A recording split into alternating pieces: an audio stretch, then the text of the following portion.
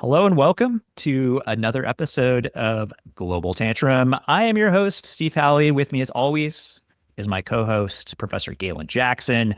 Galen, how you doing? We've been off I think we took a week off because you were giving a talk. How'd that go, man? It was good. I was down in New Orleans at Tulane. It's like as my sisters always say, like, wait, people pay to hear you talk? They're not Yeah. paying anything to hear you talk right now. Hey, don't I know it? No, it was awesome. I'd been to New Orleans before, but only for a short period. Yeah. You ever heard of Jazz Fest? I have heard of it. I've not attended, but it sounds awesome. It it is like such a cool vibe. It's this giant old horse track venue that's like enormous with multiple stages, all different kinds of music, awesome food. So got to do that the day after the talk. Talk was good. Wow. Students asked really good questions. So anyway, Nice. how you been, man? I've been good. Yeah, just head down, trying to survive the impending end of the school year. Dad stuff. You and I have very different views on the end of the school year, I bet. Yeah, I think that's correct. Just like my views on 3-day weekends have changed very dramatically. Yeah. It's funny how that happens. Yeah, we're gonna talk about a place with a much less chill vibe, and that's India, Pakistan. And it's funny, I think our last show we were talking about the most dangerous places on earth. And we landed on Taiwan Strait, which I still think is a good candidate. I can't believe that we missed India, Pakistan, though, when we in our brief discussion of that. Because like if Taiwan Strait is one, like India, Pakistan's probably 1A. So And I said this in class, my nuclear weapons class last week. Like, I'm not, I guess it depends on the moment. Like, at any given time, South Asia could be number one. Like, the mhm, list is probably something like Taiwan Straits, South Asia, Persian Gulf, mm, Eastern Europe. Those are the four, I think. But mhm. when what happens that's happening now, when that happens, like South Asia, you can make a decent case, and I think that is what President Bill Clinton said when he was in the White House during the 1999 conflict, which we'll talk about. That this is the most dangerous place on earth. Yes. And we're referencing a rather nasty terrorist attack in India controlled Kashmir, Jammu and Kashmir, about 10 days ago. And here's what happened: a bunch of terrorists calling themselves the Resistance Front basically went to a tourist attraction in Kashmir that Indian tourists visit. And they asked all the men whether they are Muslim or not and executed the ones who were not. India has not taken this particularly well, to put it mildly. I think my interest in this dispute stems mainly from, or at least in part from studying the Arab-Israeli dispute. It's the other one where there seems like no viable political solution for a whole bunch of really difficult reasons. The one area that people know who know way more about this topic than I do always point to as like in kind of a hived off point of optimism is water sharing. Right. Um, if India were to stop abiding by that treaty, which I think is now 65 years old, the repercussions for Pakistan could be devastating in agricultural terms and in human terms. So that's one thing they're talking about. And then the Prime Minister, Narendra Modi, I don't think it's just cheap talk. I'm not saying he's going to launch a full scale conventional assault for reasons we'll talk about. That would be extremely risky. Right. Um, but he has said that he has strongly implied that India will respond with some sort of military action. Yeah, which it has in the relatively recent past while Modi was in charge. It happened in, I think, 2019, after a terrorist attack against paramilitaries in Kashmir, car bombing, I believe. It happened in 2016 as well. So he's authorized airstrikes and things like that. I think we should probably talk a little bit about the bone of contention here, and that's Yeah. the contested sort of area of Kashmir, which is at the same time one of the most beautiful places on earth and one of the most screwed up places on earth, Yeah. because of its political history, which, as I said, goes all the way back to the advent of independent India. Immediately after India became independent, there was partition of India into India and Pakistan. As part of that process, this valley of Kashmir, which was run by an independent sultan at the time, ended up with India under a condition of home rule. But Pakistan, which was created in like a very, very bloody process, basically immediately after the British gave India their independence, never accepted that. And they still haven't. Um, so we can go into the long and sordid history of, contentions between these two states, starting with that partition, which, according to some estimates, displaced between 10 and 20 million people and killed anywhere from 200,000 to 2 million. It's impossible to know because a lot of these people just disappeared. And it was a situation where Pakistan was created as a Muslim homeland for Muslims in India because basically Muslims were worried that India, under the Congress Party, so Gandhi's party, and of course Gandhi won independence from the British with his long, long campaign of civil disobedience and so on. We won't get into that. Gandhi wanted Congress Party to be secular and include Muslims and Hindus, Hindus being the primary religion in India. And so the Indian Constitution is secular, but a lot of Muslims didn't believe it and wanted a separate Muslim homeland to be headquartered in what is now Pakistan. So a lot of Muslims were uprooted and moved to Pakistan. A lot of Hindus in what is now Pakistan did the opposite. And a ton of people died during this process. There's a lot of communal violence and extreme nastiness. So the relationship was inaugurated with mega deaths, basically, like 1 or 2 million people dying, probably. Yeah. And we should add India is what, 1.4 billion people, something like that today. It has 200 million Muslims live in India. So while it is a majority Hindu state, that is a very large population. So it's not like there isn't intermixing of these groups. But what we've seen recently is Modi really, and his party, the BJP, really embrace Hindu nationalism more, which is one of the reasons this potentially could get further out of control. Rather than do like a full history of the whole conflict, I think it might suffice to say after the initial extremely bloody partition of the subcontinent, which I guess we could add generally when British colonial rule is in place, things don't turn out particularly well. It's when it's finally removed, right? Because we saw this in Palestine. It's not great when it's going on either, but yeah. No, true. But they fight multiple wars. So there's a war in 1965, another war in 1971, where people might not remember or be aware of this. What is now Bangladesh used to be East Pakistan. Right. And so that war led to the severing of Pakistan in effect. And that's the conflict, by the way, where Pakistan decides, okay, we need to get an independent nuclear arsenal. I've always thought about that, and just thinking about how far away East and West Pakistan are from each other. It's like, totally. How is that ever supposed to work, right? And it didn't. Yeah, in the end, it didn't. And who knows, depending on what happens here, maybe Alaska gets severed as well. But there's multiple crises in the 80s. There's another not full-scale war. We're talking about casualties in the thousands in 1999. It's one of the only cases, if not the only case, of two nuclear-armed states having a direct conventional clash. Mm-hmm. And to bring it more to what we're going to talk about today, the fundamental tension that has existed, which again stems, as you were just saying, from this dispute over Kashmir, although it's exacerbated by other factors. Pakistan does not accept this state of affairs. It cannot compete with India at a conventional level, although in qualitative terms, the Pakistani military is quite capable and arguably at a qualitative level has better equipment than India does, but India's sheer size gives it the advantage.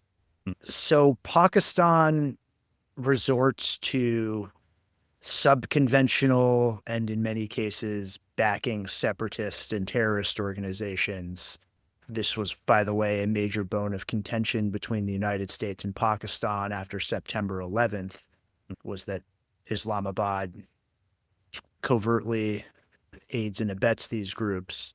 Today is May 2nd, and the anniversary, I think the 14th anniversary of the United States killing Osama bin Laden in Oh, his right. compound in Abbottabad, Pakistan, which was Wait, next to like a major military academy. it's So, like the equivalent of the US West Point. exactly. I having looked into that, like there's not necessarily a smoking gun that I'm aware of, but there are some influential people on the US side that believe at least the Pakistani military had to be aware And that in that's particular, the ISI, yes. military intelligence, inter services and intelligence is what it's called. And these guys are renowned for basically skullduggery and creating and dealing with terrorist groups. They have cultivated the Afghani Taliban. I don't know what that relationship is like anymore. Yes, and now we're seeing the be careful what you wish for The Pakistani dynamic. Taliban. Yes. And Yeah, we'll get into that because people have concerns about the safety and control of Pakistan's nuclear arsenal because of these sorts of right. groups. But India doesn't necessarily have a great way of retaliating when these attacks take place. So the biggest, There's no Hindu terrorist groups in Pakistan, basically. yeah, I think in the south, like in Baluchistan of Pakistan, That's Pakistan true. is always talking about maybe India's government is fueling insurgent groups there. But yeah, I think that's right. That for the most part, right? You've heard Pakistani official, or I don't know if officials have said this, but like bleed India by 1,000 cuts. Mm, The biggest one being the 2008 attacks in Mumbai, which are sort of India's 9/11, 175 people dead, I think another 325 or something like that yep. injured. And that was a like as a It was a big media deal. spectacle. It was a big deal. It went on for like 3 days, and multiple squads of terrorists basically infiltrated India and perpetrated this in a luxury hotel in one of India's major cities. So Yeah. nasty stuff. And what was interesting about that was that India's response was fairly restrained. And I don't think that's because there wasn't outrage and a demand to retaliate. It's just that Pakistan has a nuclear arsenal and a doctrine that credibly threatens first use. Yeah. And so this is the dilemma India has been always trying to get out of, which is how do we retaliate against these subconventional and or terrorist attacks without triggering a larger conflict that could escalate to the nuclear level? And here we are today, and we are faced again with that question. Yeah. And so here's how the Indians have responded so far. You referenced the Indus Waters Treaty, which is pretty serious for Pakistan. So basically, a bunch of Pakistan's fresh water supply flows through areas controlled by India. And if India were to choke that off, which by the way would take years, this is not something that can happen imminently. You have to build dams and stuff like that. Pakistan's GDP would contract by 25%, which is a big disaster, and they probably couldn't feed their people anymore. So that's an existential concern, right? Right. And we should note the Pakistanis have in the past outlined what their red lines for nuclear use would be. That's one of them is economic strangulation. So Yeah, the but other again, ones, you can't dam these rivers overnight. So it's a yellow flag. It's not really a red flag that they've suspended this. If you start to see construction in these areas, right, and people building dams, then yeah, it turns into an orange flag. That's one of the steps. Both sides have suspended the others' visas for nationals in their territory. So India's kicked out all Pakistanis and vice versa. Diplomatic missions have halted. They've been kicked out. Trade has halted between the two countries. Not that, it was that big to begin with because they hate each other like really profoundly. But this relationship has ebbed and flowed over time. And yeah, this is a low ebb and at a very dangerous point in the history of both countries. I'll explain why. One reason is that we talked about the Prime Minister of India, Narendra Modi, and he has now been in charge of India for, I think, over a decade. Yeah, that's And wild to think about. But yeah, he's yeah, been, yeah. he runs a party called the BJP, which is a Hindu nationalist party. So it's Make India Great Again, basically. And he is legitimately very popular in India. He's one of the most popular democratically elected politicians in the world, if not the most popular at the moment, legitimately. His policies are to trash Muslims. And he has lots of other policies too, but he's done things like knock down like major Muslim temples and religious sites and build Hindu temples on them. He has revoked Kashmir's special status because Kashmir had a form of home rule whereby it's a Muslim majority state in India, which is obviously Hindu majority, and it was able to govern itself. It had its own legislature. It could prevent outsiders from buying property. So it wasn't getting diluted by Hindus moving in, basically. It maintained its own culture. All of that was revoked in 2019. That was a huge deal for Pakistan and for Kashmiri Muslims as well, because it was kind of like the beginning of the end of their autonomy, right? It's a revocation of the autonomy. And unsurprisingly, Indian security services are having a harder time gathering intelligence now. Yeah. I wonder why. And there was an Indian election last year where the BJP remained in power, like Modi remains in power, but they didn't actually do as well as they did last time. The opposition made some inroads. And so the BJP is now having to govern in a coalition nationally for the first time. Modi is still popular, but he could see this crisis as an opportunity to wave the bloody shirt and consolidate control, crack down on Muslims even more than he already has, maybe declare a state of emergency depending on what happens next. It's a dangerous situation. Pakistan, meanwhile, is a basket case. Yeah. Like I don't know any other way to put it. They've jailed their popular leader, this guy Imran Khan, who was, I think, a national cricket hero. Correct. One of the best cricket players in the world. I don't really follow cricket because I can't make heads or tails of it, but suffice it to say that it might be the single most popular sport in the world other than soccer in terms of the number of people that follow it, right? So what I'd have to double check. There's like 350 million people in Pakistan, 1.4 billion. We're close to 2 billion people from those two countries alone. 25% of the globe, right? And so that's if that's the most popular sport there, you're doing pretty well. Yeah, and this dude was like the Michael Jordan of cricket. And so he was elected prime minister of Pakistan, but he got jailed by the military in 2022. And Pakistan retains some form of civilian governance. They have a prime minister, but it doesn't even matter what his name is because the army's in charge again. And Pakistan's one of those countries that vacillates between civilian and military government. But even when the civilians are in charge, the military is basically standing right behind them. Yes. Ready to take over. I would say like Pakistan is arguably like one of the better cases of a praetorian state. Yeah. Even when the military is not ruling, it's ruling. Another example used to be Turkey, not so much anymore, right? With what Erdogan's been able to do there.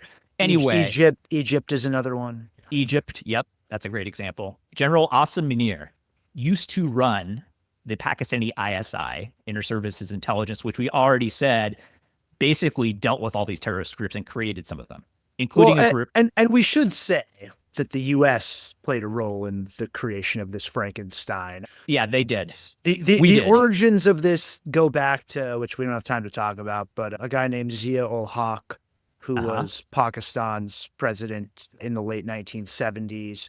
He replaced a guy named Zulfikar Ali Bhutto, who was the guy that said, hey, we need to get nuclear weapons. Zia had him hanged.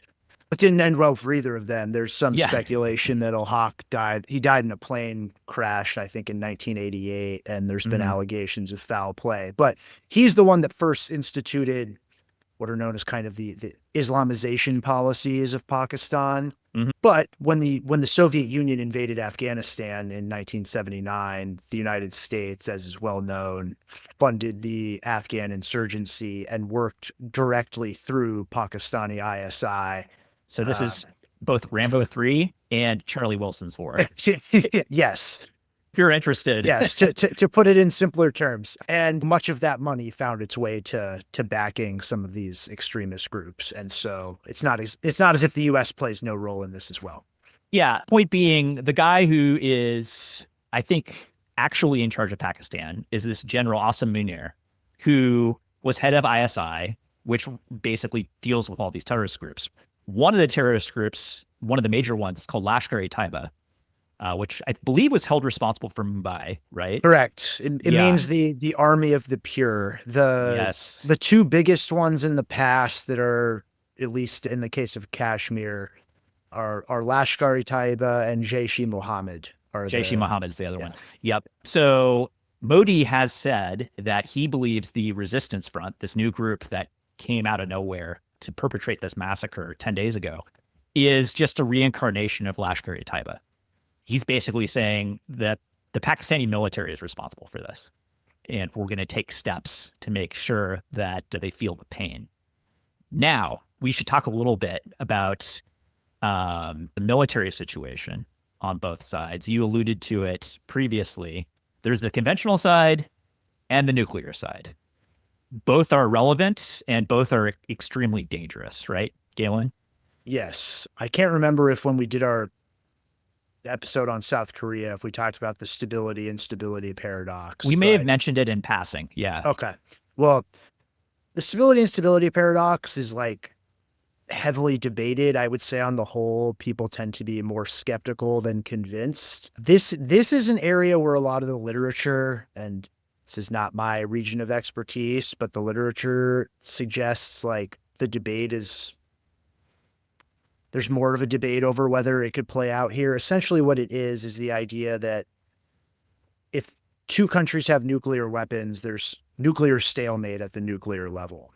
Well, Mhm. if the threat to go nuclear is not credible, then that makes it safe to fight a conventional war. So stability at the nuclear level means you could get instability at the conventional level.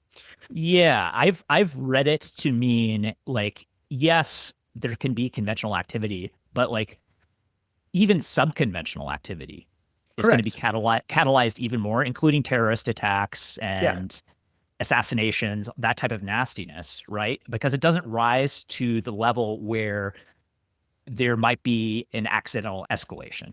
Yes. It's So, it's and underneath the table.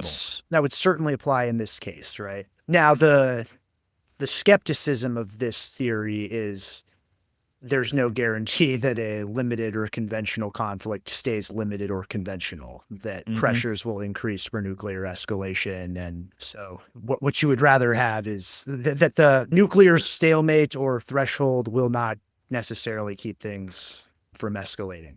Yeah, So, and when you're talking about escalation in Pakistan in the same sentence, you've got a yes. problem because Pakistan's nuclear weapons are basically on a hair trigger.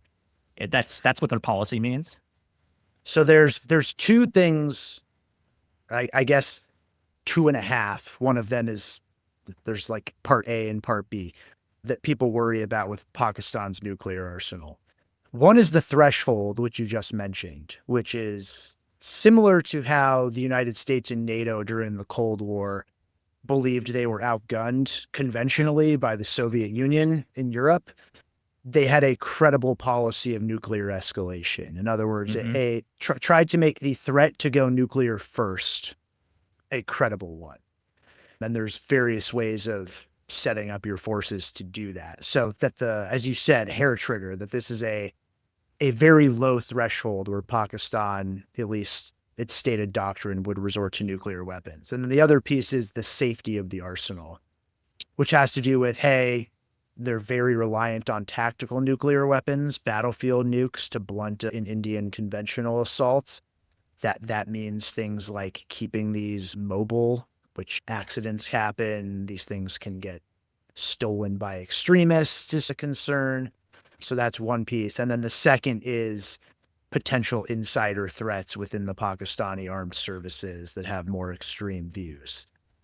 Rogue So factions. Yeah. yeah, both of those things right before Obama was elected, I remember there was a lot of talk, which was also when the Mumbai attacks had just happened, that this was like one of Obama's main concerns was the safety of Pakistan's arsenal. For now, like the concern a lot of people have gets to what you were saying, which is Modi has certainly escalated this rhetoric of Hindu nationalism.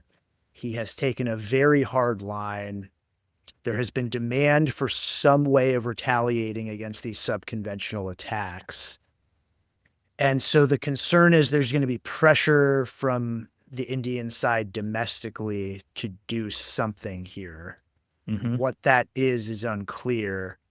And that if you get a retaliation in turn from Pakistan, given how low that threshold is, you could have things heating up with two nuclear armed states. And you don't want that, especially when one state has basically a first use policy, or at the very least, something ambiguous. Yeah. We know that Pakistan has tactical nuclear weapons. We've talked about that before. They're mounted mostly on SRBMs, short range ballistic missiles, which suggests to me, like, I don't know if this is true or not, that there's been some level of battlefield delegation. Which is what you do see in the literature typically. Yeah. So if there's an airstrike against one of these military formations, like the commander can launch a nuclear tipped ballistic missile, not necessarily one that can hit New Delhi, right? But one that can maybe incinerate an airfield in India. And then we go from there. Both sides have very large and capable strategic arsenals. India has a full triad, which is to say ballistic missiles, submarine launched missiles, and air launched missiles. So nuclear bombers, basically. I don't know that Pakistan has all of that, but they certainly have missiles. I think they've been working on developing SSBN. They're more reliant, as you were saying, on their missiles. And while I don't think we have total transparency into how they structure these decision-making processes, there's reason to expect there's some pre-delegation going on. Yep. So do you get the sense that both sides have first strike plans? So good question. For decades, certainly on the Pakistani side, I think that they for sure do. Yes, like their whole defense posture seems geared to that. For decades on the Indian side, the thinking was no. And I believe still India has a declared no first use policy. They do. Okay.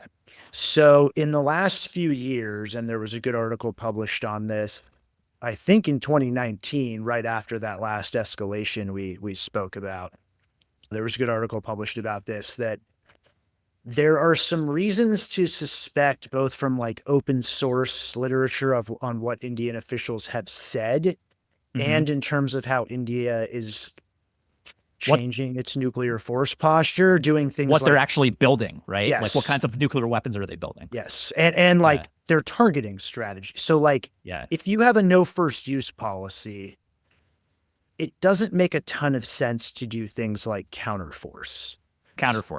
So if counter value is like, I'm going to blow up your cities. Yeah, whatever. You're state A, I'm state B. I'm holding your cities at risk. You're holding my cities at risk. Counter force is we're targeting each other's nuclear forces. Yep. With the goal of doing whatever you want. A splendid first strike where you can catch the other side naked, basically, and they can't retaliate, or damage limitation. In other words, even if the other side can respond, their ability to respond has been degraded, and so you will suffer relatively less damage. Yeah. It does not make sense to have that sort of posture if you have a no first use policy. Especially if you have a triad. Yeah. Which India does. Like they're safe from a first strike. And the logic is, I have a secure second strike. So if I'm not planning on going first, if they strike me, it doesn't really matter. If I can do counterforce, I can still hold their assets at risk. There are reasons to believe things like the various missile technology India has been investing in, and some of the statements from their military officials that they have been investing and looking more into counterforce. And I don't find that entirely surprising because, again, India constantly finds itself in this dilemma of how do we retaliate when these incidents take place. There's a major Right. domestic demand for it, right? Like that something has to be done. I think the military thinks just for deterrence purposes, you can't let these things stand unopposed completely. But we don't want to trigger Pakistani first use. And if we're just doing slaps on the wrist, you can expect more of these subconventional and terrorist attacks. And there's been a steady drumbeat of these attacks. It's like every couple of years, there's some kind of atrocity.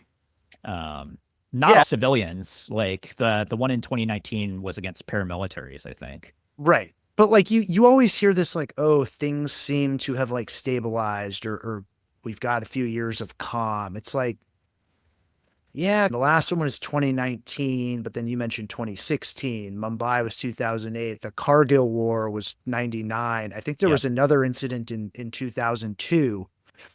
Both sides tested their nukes in 1998. Like there's these periodic flare-ups. The issue has never been resolved that would require a political solution, which I don't think you and I believe is imminent. No, especially not because like one side right now, right? The situation right now is bad because Pakistan is, again, not in great shape and under a military government in reality. Like it has a nominal civilian government, but this is a period of military rule. And it's not just any military rule, it's the guy who used to run the ISI. Yeah. Not ideal. Which is not uncommon, by the way. It's not. But like in terms of like how the dice have lined up here, Yeah. it's troubling. On the Indian side, you have Modi, who is more vulnerable to domestic political dissent than he usually is because of this election result. So, Yeah. you know, he's going to be feeling pressure, which is what you already said. And meanwhile, we have the military in charge of Pakistan. So they're probably more likely to be aggressive. It's not a sure thing, but Yeah, and the thing I always wonder about, so in 2019, as you mentioned, there was this attack in Kashmir on paramilitary forces. India retaliated with a fighter aircraft. It did not hit its targets, I don't think, and then nah. Pakistan shot down the plane and captured the pilot, And gave the pilot back gave the eventually. pilot back. And so Yeah. there was a de-escalation. In Kargil, it took longer. Most people think Kargil was a major both military and political defeat for Pakistan.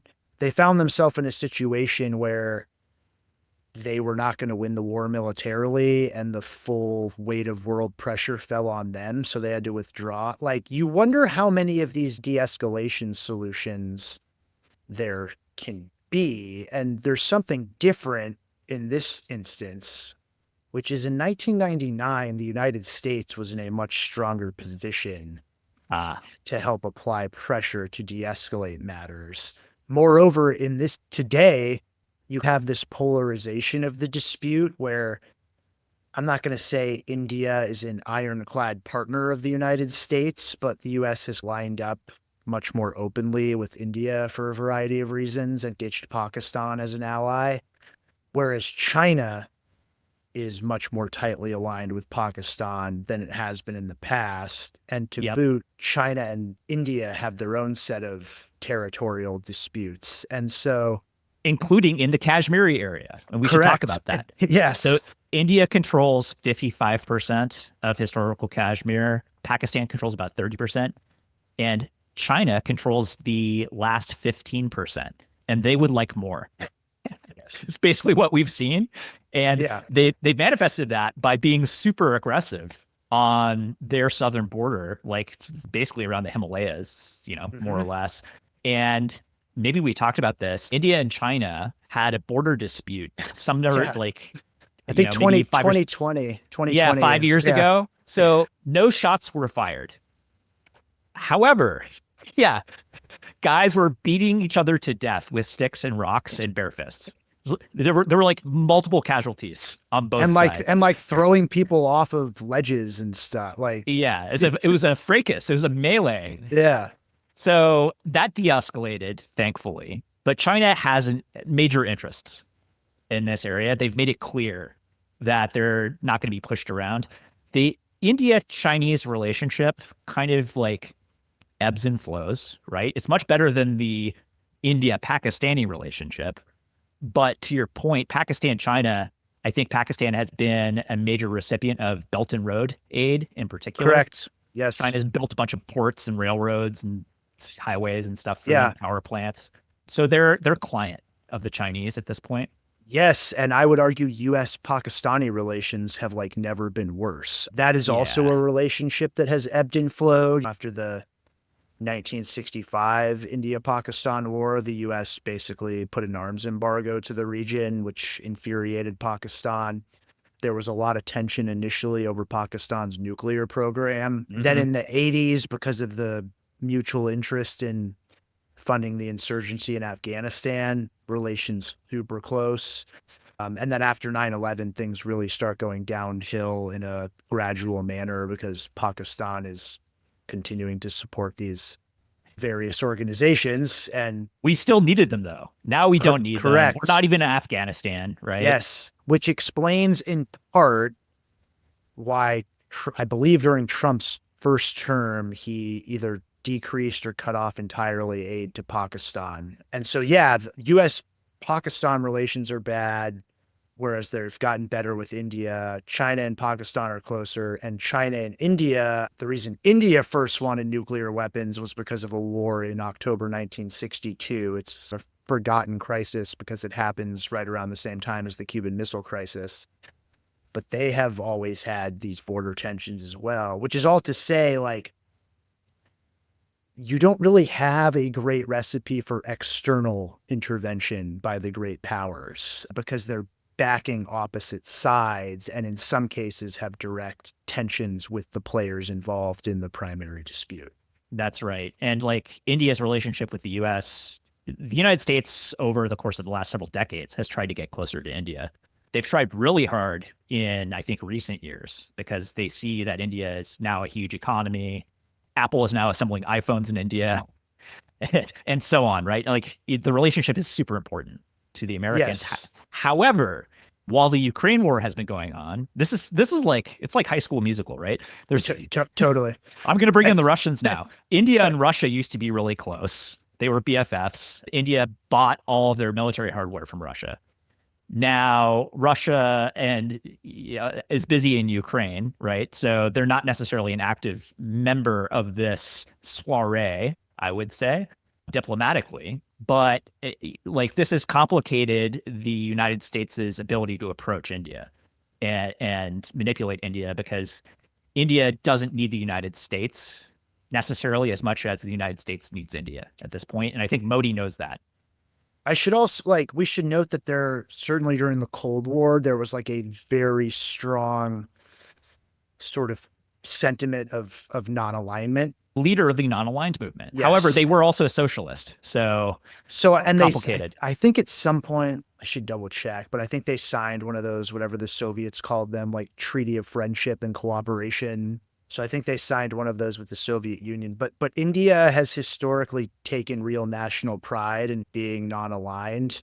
Mm, That said, like US India cooperation has improved. The US is looking yes. at India as a potential linchpin of its counterbalancing strategy in Asia The vis-a-vis Quad. China. Yeah. Yep. And so back in 2005 or 2006, the second Bush administration signed a nuclear cooperation deal with Mm-hmm. India, which was one of the reasons relations with Pakistan got a lot worse. There's been a number of steps taken in that direction. So, yeah, I think it would be going much too far to say that the United States and India have an alliance, but they are much tighter than the United States and Pakistan are now. Yeah. Yeah. And so, what are the noises out of the Trump administration about all of this? I can say a little bit about it.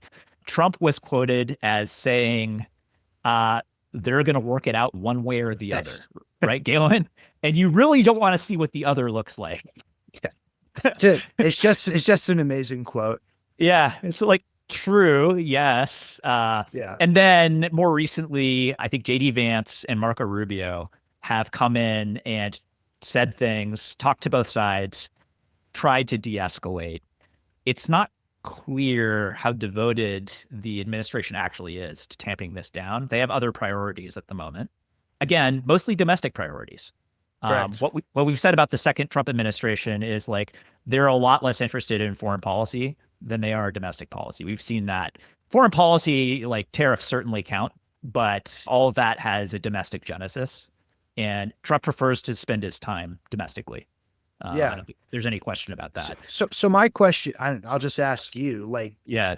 even if that weren't the case and this were an administration that saw this as a major priority, like, do you think the United States is in a good position to mediate here because it has chosen sides? I think you would need more of a element of like US Chinese cooperation on this to try So to, and I don't see that happening.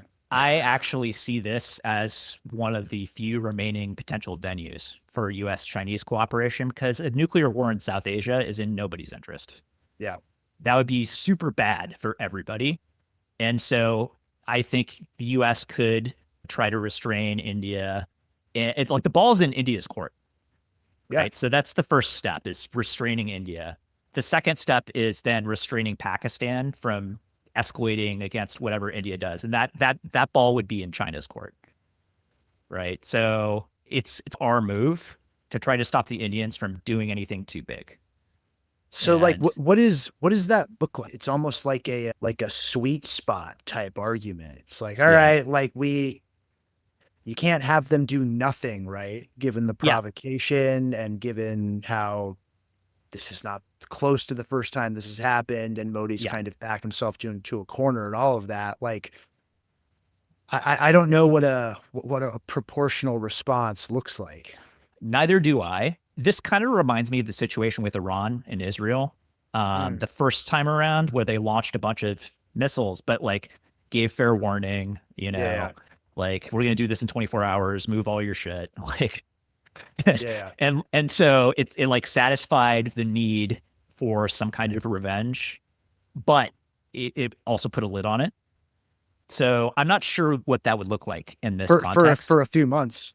Yeah, maybe there's airstrikes against certain bases that are like isolated, Yeah, But to your point, yeah, for a few months, and I think what's complicating this is two factors. One, like we already said, that the United States doesn't have as much to offer India right now, or ways to threaten India. I would say so. It's low on carrots or sticks. That's number one. Number two is Modi and what Modi's thinking. And Modi's position has been sliding a little bit. And he doesn't like that. And his whole thing is Hindu nationalism, right? These guys came over here and killed a bunch of Hindus, like on purpose, very, very provocatively. Can't have that, you know? And it would probably help his domestic political standing to have a stronger response right now. yeah. Well, and this is always the question when you have these flare ups: is like, is this equilibrium stable? Can we Yeah. have these repeated like mini escalations without having things boil over? And if you look at like the nationalist rhetoric on both sides, like you and I were talking about this beforehand, there's a New York Times column that described this. I think it was by Jeffrey Gettleman back in like Mm, 2020. It's like you can go to the India-Pakistan border and like they have these ceremonies in the evening on both sides where like soldiers like pound their chests and like talk shit to one another. And they have like stadium seating for people to come check it out. It's like, it's amazing. It's like the 5 minutes hate. Yeah. And it's, they do a flag lowering ceremony. Maybe we'll post a link in the show notes or on Substack yeah. or something where these guys like they put on these spectacular costumes and do these crazy marches and then shake hands at the end. It's like, Yeah, yeah, I'm glad they shake hands, but like it doesn't make me super sanguine about how this thing will run its course over the long term without a political yeah. solution. Like Pakistan is it's like its position is just steadily eroding over time.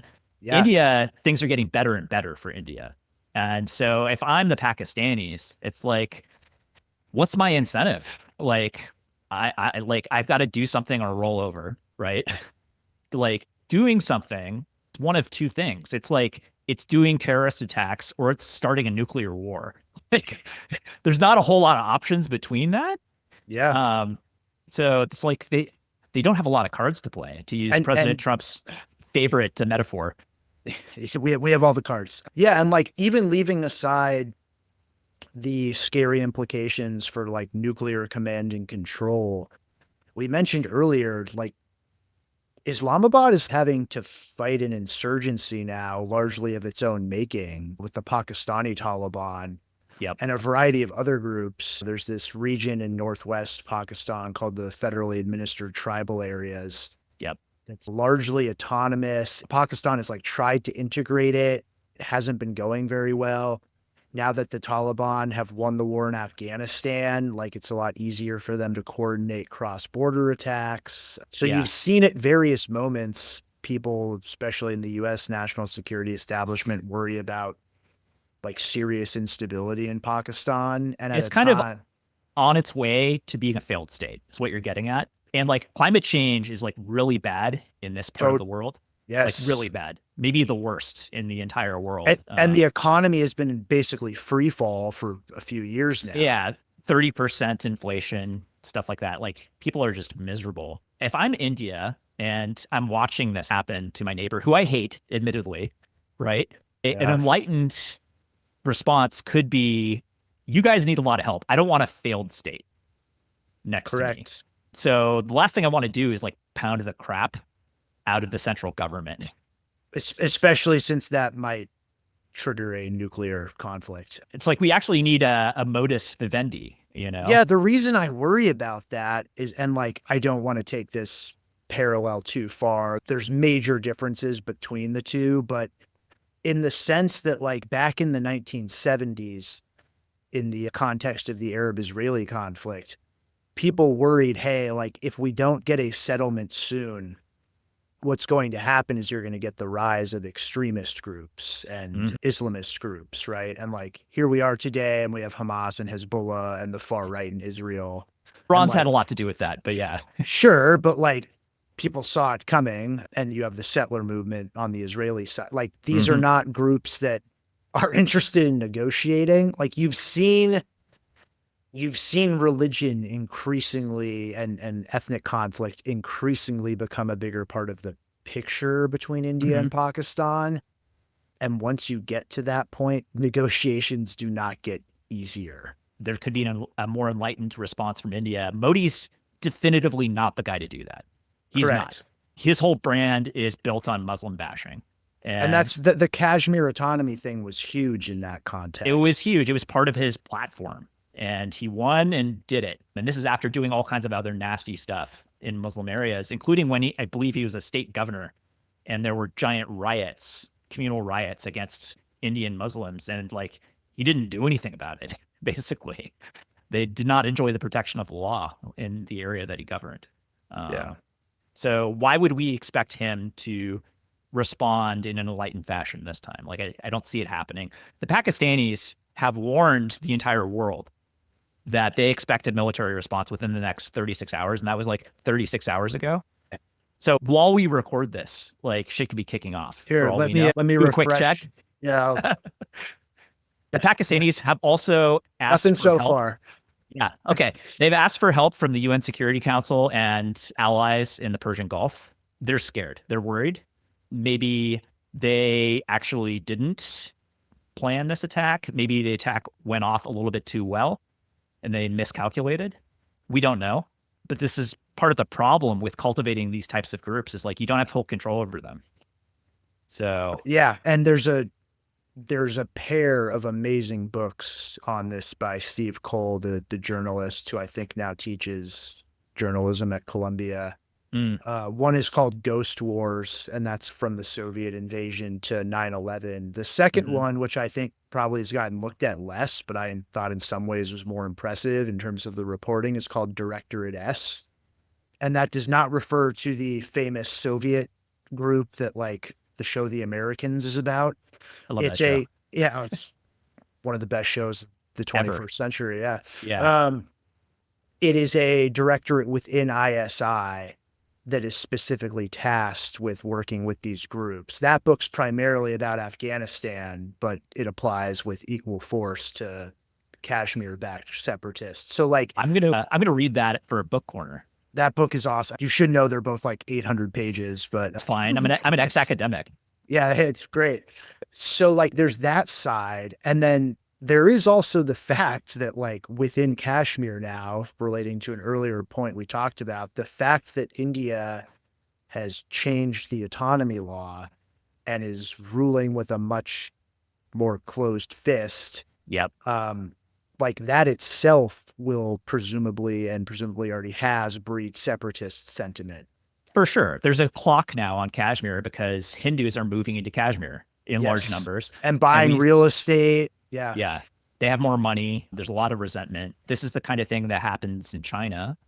That the like the Hanification, like Han Chinese, Yeah. Okay. the major ethnic group of Xinjiang, and Tibet, where Han Chinese just move into these areas that are respectively Muslim or Buddhist, and Or bring settlements in the West Bank for that matter. Yeah. yeah, Like same policy, right? So that's now happening in Kashmir. So like Pakistan is on even more of a clock than they already are.